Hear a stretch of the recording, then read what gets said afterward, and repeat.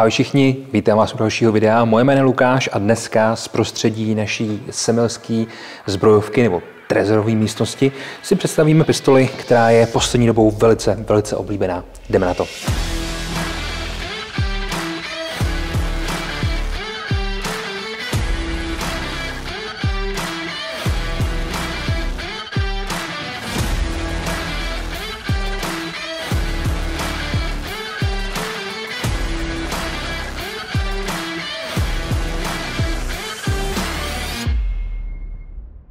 Jak už jste mohli poznat, dneska se tedy budeme bavit o pistoli PDP Compact 4 od společnosti Walther.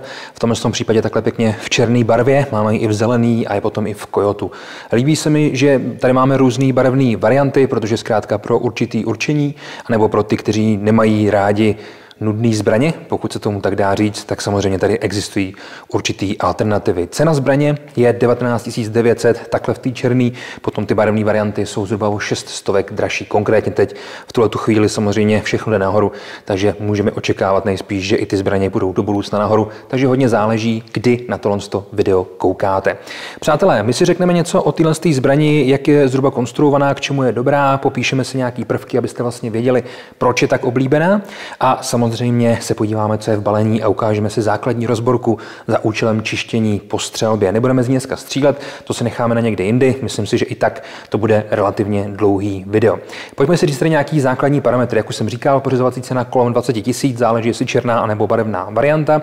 Máme tady samozřejmě kovový závěr a tělo je z plastu. Je to tedy polymerová kombinovaná zbraň, která slouží například pro služební účely, samozřejmě i pro nějaký sport nebo pro každodenní nošení. Proč je ta zbraň tak oblíbená, proč se jich začalo prodávat tolik, že Walther musel zastavit výrobu ostatních zbraní a soustředit se především na ty PDPčka. Máme jich vlastně hnedka několik verzí. Máme takovýhle pěkný kompakt, který má 4palcovou hlaveň, máme i kompakt, který má 4,5 palcovou hlaveň, pak máme full size, který má zase 4,5 nebo 5palcovou hlaveň. Zkrátka těch variant je tady spousta a díky tomu to dává dost velký rozpětí, dost velký záběr, aby si ten střelec mohl vybrat to, co především chce, to, co je pro něj důležitý.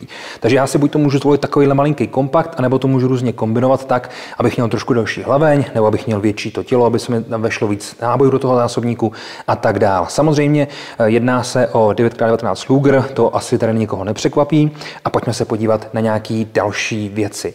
Celková hmotnost téhle zbraně samozřejmě s prázdným zásobníkem je 690 gramů. Máme tady zásobník, který slouží, nebo který je na 15 nábojů, je pěkně plechovej, to znamená, máme tam 15 plus 1 možnost nošení těch nábojů. Je to zbraň kategorie B, takže není potřeba samozřejmě povolení. Celková délka zbraně je 19 cm, výška je nějakých 13 cm a šířka té zbraně je kolem 3 cm.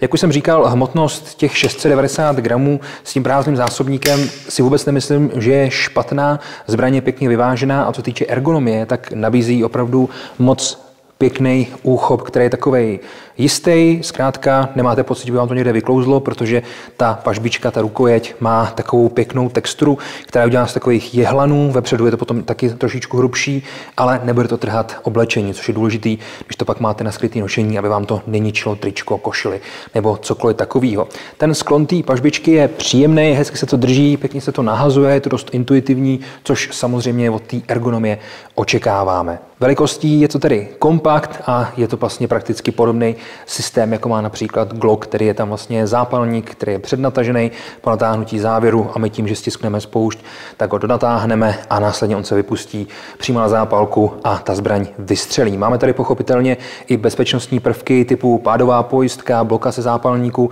a pochopitelně i dvojitá spoušť. Mimochodem zbraně samozřejmě v bezpečném stavu, což nám tady značí i ta vlaječka. Pojďme se podívat, co bychom našli v balení té zbraně, abychom věděli vlastně, do čeho jdeme.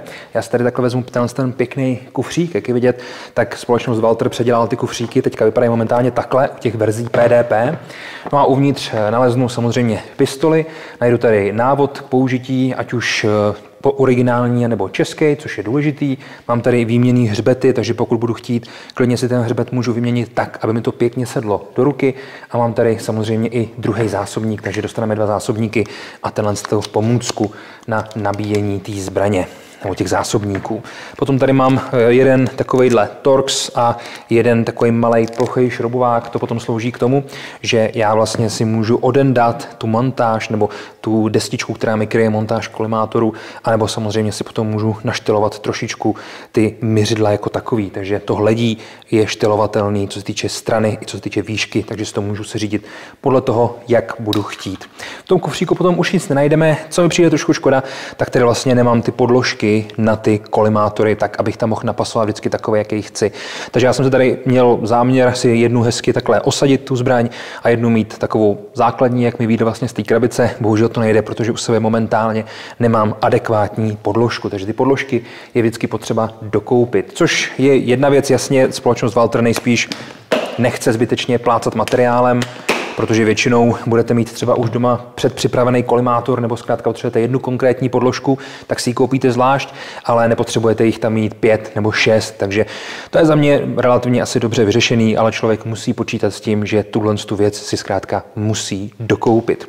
Zbraň má kompletně přepracovanou spoušť, ta spoušť je velmi chválená, záleží samozřejmě na vás, co vám bude tak nějak vyhovovat, ale co jsem slyšel, tak se chová líp než u zbraní Glock. Osobně jsem z téhle pistole ještě nestřílel, takže uvidíme, co potom vlastně nám zvládne, co nám dokáže, takže to jsem docela zvědavý. A pojďme se tu zbraň projít pěkně část po části, abychom věděli, na co tady vlastně narazíme. Máme tady tedy pěkný kovový závěr, tam má vepředu hledí a vzadu má, nebo vepředu mušku, vzadu má hledí.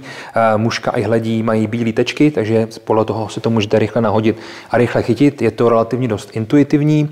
Samozřejmě, jak jsem říkal, hledí je štelovatelný, obě dvě části se dají vyměnit za například vysokou montáž nebo vysoký hledí, vysokou mušku, třeba kvůli použití právě toho kolimátoru, abyste tam měli takový kovitness, anebo i samozřejmě pro použití tlumiče v okamžiku, kdybyste měli verzi, která má hlaveň se závitem, tak aby se na ní ten tlumič dal používat. Na závěru najdeme výřezy přední i zadní, takže v okamžiku, kdy budete chtít nějakým způsobem s tou zbraní manipulovat tak, jak jste zvyklí, tak můžete za předek kontrolovat, za zadek taky stáhnout, jak budete chtít. Má to všechno hezký odpor, líbí se mi, jakým způsobem to v té ruce je cítit. Dole potom montážní lišta pro umístění nějaký svítilny, laseru nebo čehokoliv budete chtít. Následně lučík, který je protažený trošičku víc dopředu tak, aby tam bylo místo na prst i v rukavici, což je samozřejmě paráda. Zároveň vepředu je to hrubší, je tam taková textura, kvůli tomu, když to budete držet tak, jak chcete, tak, jak jste zvyklí to držet, tak, aby vám to zkrátka v té ruce sedělo. Ta spoušť má i pojistku spouště, to už jsme říkali, najdeme to u zbraní Arex i Glock, zkrátka u prakticky veškerých polymerových kombinovaných zbraní, pistolí, který mají právě ten přednatažený zápalník a nemají žádnou manuální pojistku. Může to být i v kombinaci s manuální pojistkou, samozřejmě to není problém, záleží potom, jak ten konstruktér na té zbrani pracoval. Když pak půjdeme dál, najdeme tady záchyt závěru, já si takhle s dovolením vytáhnu tu vléčku, abych s tím mohl fungovat. Zásobník necháme klidně vedle, to není potřeba. Provedeme si ráno jistoty tak, abychom viděli, že ta zbraň je opravdu v bezpečném stavu a můžeme se podívat. Tady je tedy záchyt závěru, jak jsem říkal, ten je z obou dvou stran, to znamená, že praváci i leváci úplně v pohodě můžou používat, což si myslím, že je super. Zároveň tady máme zvětšenou výpust zásobníku, to je zase kvůli tomu, aby se vám dobře chytala i pro ty třeba, kdo mají kratší palce, což jsem třeba já, ale zároveň i v okamžiku, kdy budete mít třeba rukavice, tak, aby to bylo opravdu dobrý, pozitivní. V téhle části to není oboustranný, ale můžete si ji klidně otočit tak, aby to bylo i kompletně celý pro leváka. Jak už jsem říkal, máme tady potom pěknou pažbičku, která má opravdu moc hezkou texturu, takže to krásně zapadne do té ruky, je to pozitivní, zkrátka cítíte, že tam něco držíte, což je vždycky super a máme tady samozřejmě i ty výměnné hřbety, tak jak jsem předtím popisoval. Výměnné hřbety jsou pochopitelně potřeba, každý má jinak velkou tu ruku, každý je zvyklý na něco trošku jiného, takže je super, že to tady takhle máme nastavený. Co se týče rozborky, je to velice podobný jako u zbraní Glock nebo Arex nebo podobných, jenom stáhnu závěr do zádu, samozřejmě musím mít tu zbraň, vytažený zásobník vybitou, tak, abych si byl jistý, že mi to nemůže vystřelit, nicméně já úplně v pohodě to jenom stáhnu a tady mám vlastně vepředu takový hmatníky, ty jenom stáhnu dolů a takhle to celý vytáhnu dopředu. Vytáhnu to úplně kompletně dopředu, Arex třeba to má kousek a vyklopit, Glock taky se táhá dopředu, takže tady je to spíš podobný zbraním Glock.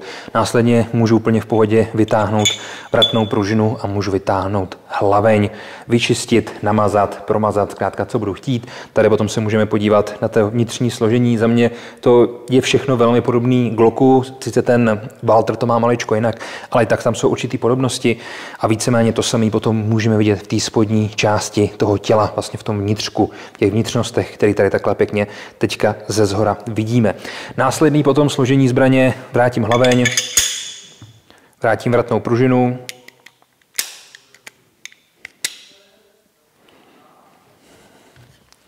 nasadím závěr, zkontroluju funkčnost, rána jistoty a je to úplně v pohodě.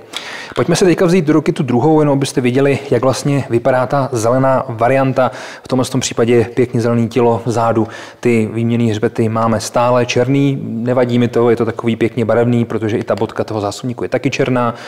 Vepředu potom jsem si instaloval v tomhle případě TLR8A, tedy i svítilnu i s laserem, abyste viděli, jak to vlastně může pěkně vypadat osazený. Jinak, jak už jsem zmiňoval, v tomhle případě 10 cm hlaveň, takže nějaký 4 palce, něco takového CCA a za mě je to pěkná zbraň, nedivím se, že po ní lidi takhle jdou, já jsem osobně stále jakoby Glockovej, takže já zůstávám u Glocku, nicméně ta pistole nabízí spoustu věcí už takhle v základu, kterou třeba Glock mít nutně nemusí, typu trošku lepší spoušť, už takhle hezky bez jakýhokoliv tunění, samozřejmě máme tady i možnost instalace toho kolimátoru a tak dál. V tomhle případě Glock 5. generace samozřejmě nabízí dost podobný verze MOSFS, která má přední sedace a to MOS, to znamená možnost montáži kolimátoru, ale je o trošku dražší, takže tam je potřeba na tohleto myslet. Za mě Walther PDP, ať už se jedná o full size nebo ten kompakt, ať už ve 4 palcích, hlavně 5,5 nebo 5 palcový, 4,5 palcový,